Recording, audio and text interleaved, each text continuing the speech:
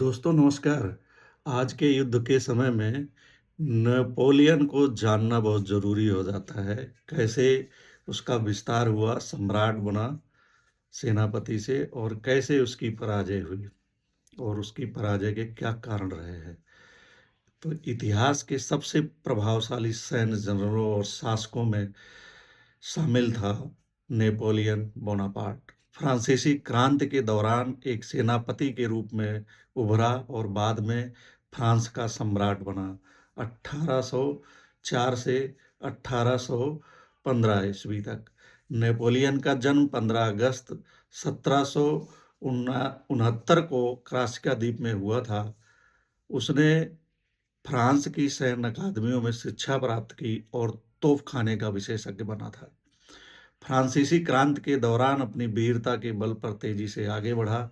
1799 में एक तख्तापलट के माध्यम से वह फ्रांस का प्रथम काउंसल बना।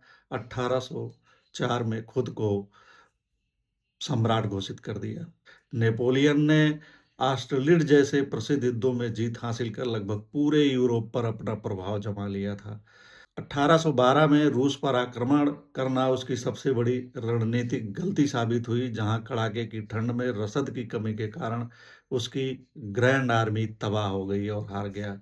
1815 में वाटरलू के युद्ध में उसकी अंतिम हार हुई। इसके बाद उसे सेंट हेलेना द्वीप पर निर्वासित कर दिया, जहां 15 मई 1821 को उसकी मृत्यु हो गई।